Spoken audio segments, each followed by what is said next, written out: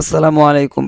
গত ভিডিওতে আপনাদেরকে দেখানো হয়েছে যে আমাদের ওদিকে যে একটা কুমড়া ক্ষেত আছে, ওই কুমড়া ক্ষেতটা নষ্ট হয়ে যাইতেছে। ওই জমিতে ট্রিটমেন্ট চালানো হইতাছে, বাকিটা আল্লাহর ইচ্ছা। আর আমাদের অন্য জমিতে অল্প করে কিছুটা কুমড়া চারা লাগানো হয়েছে। আর ওই চারাগুলো যেখানে লাগানো হয়েছে ওখানে পুরোটা সইচটা গেছে। এখন সাইড দিয়ে কিছুটা খালি জায়গা আছে, এখানে জাংলা তুলে দিতে হবে যাতে ওই গাছগুলো এখানে আসতে পারে।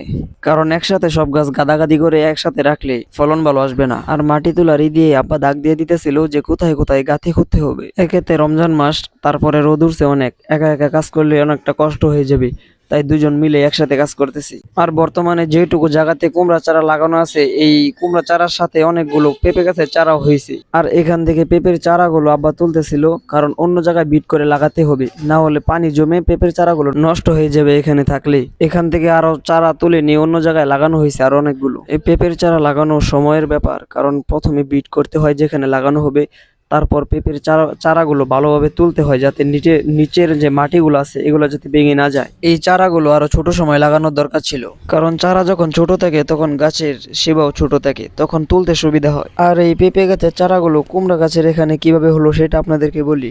আজ থেকে 1 বছর আগে এখানে যে গাছগুলো লাগানো ছিল বা এখনো আছে, এই গাছগুলো থেকে যত পেঁপে আমরা খাইছি, এই পেঁপের যে বিচিগুলো আছে এই সবগুলো বিচি এখানে ফালানো হয়েছে। আর ওই বীজ থেকেই আজকে এতগুলো পেঁপের চারা হয়ে গেছে। আর ওই 1 বছর আগে যে গাছগুলো লাগানো হয়েছিল ওই গাছগুলো এখনো আছে, আর এখন ওই গাছে ফলন হয়। আর এই গাছগুলো পেঁপে খাওয়ার জন্য লাগানো হয়েছিল, কিন্তু এত পরিমাণে ফলন আসছিল সবগুলো পেঁপে আমাদের পক্ষে খাওয়া সম্ভব ছিল না, তাই এগুলো বিক্রি করতে হয়েছে। পাখি এই পেঁপেগুলো খেয়ে ফেলে, তাই কাপড় দিয়ে ঘুরে রাখতে হয়। এত সেফটি দিয়ে রাখার পরেও পাখি এই পেঁপেগুলো খেয়ে ফেলতেছে।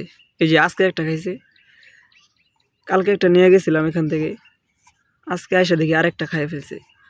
পেঁপের উপরে রং দেখা যায় কাঁচা, কিন্তু ভিতরে থাকে লাল। এই কারণে আমরা বুঝতে পারি না কোনটা পাকা আর কোনটা কাঁচা। প্রতিদিনই আইসা দেখি পাখি একটা না একটা খাইছেই। আমাদের আর কি করার, যার রিজিক যেটা সে তো সেটা খাবেই। ওদিকে যে একটা কুমড়া ক্ষেতের জাংলা আছে, ওই জাংলা গাছগুলো মারা যেতেছে, তো এই জাংলা গাছগুলা মোটামুটি আলহামদুলিল্লাহ ভালোই এখন ফলন আসা শুরু করছে। এই যে দেখেন কুমড়া, এইগুলো বল্লা, ছোট ছোট বল্লা, এগুলো নষ্ট করে দেয়। গাছগুলো মোটামুটি আলহামদুলিল্লাহ ভালোই।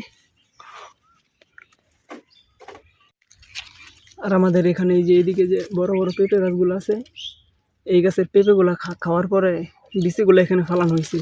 গাছ এখন এখান থেকে নিয়ে ওখানে লাগানো হইতেছে, চলেন দেখাই।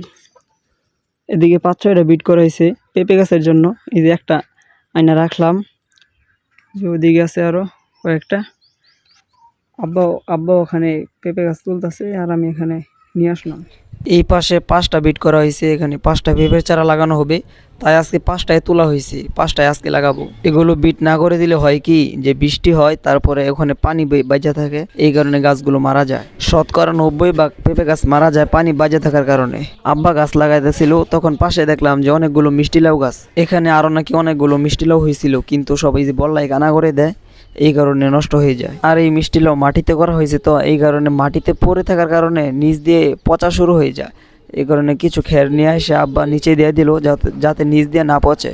এখানে আর অনেকগুলো ফুল দেখলাম, এগুলো নাকি মিষ্টি লাউ আসার আগেই ফুলগুলো নষ্ট হয়ে যায়। এখানে যে মিষ্টি লাউ গাছ আছে এটা আমি আজকেই দেখলাম, যদি এটা আমি আরো আগে দেখতাম তাহলে আমি এটা নিয়ে একটু গাটাগাটি করতাম। এখানে এখন অনেকগুলো ফুল আছে, আর এই যে এই দেখেন এগুলোর ভিতরে পোকা হয়ে গেছে। এই যে এতটুকু বড় হওয়ার পরই সবগুলোর ভিতরে এরকম পোকা হয়ে নষ্ট হয়ে যায়। এখানে একটাই মিষ্টি লাউ গাছ, আর এই এক গাছের জন্য ওষুধ আনলে তো আমার পোষাবে না। এই গাছগুলো যদি এমনিতেই মিষ্টি লাউ থাকে তাহলে ভালো, আর না থাকলে তো কিছু করার নাই। এই মিষ্টি লাউ নিয়ে আমার এখন একটা খটকা আছে, এটা কি মিষ্টি লাউ নাকি মিষ্টি কুমড়া অবশ্যই কমেন্টে জানাবেন, আপনি কোনটা বলেন। তো আজকের মতো ভিডিও এই পর্যন্তই। আসসালামু আলাইকুম।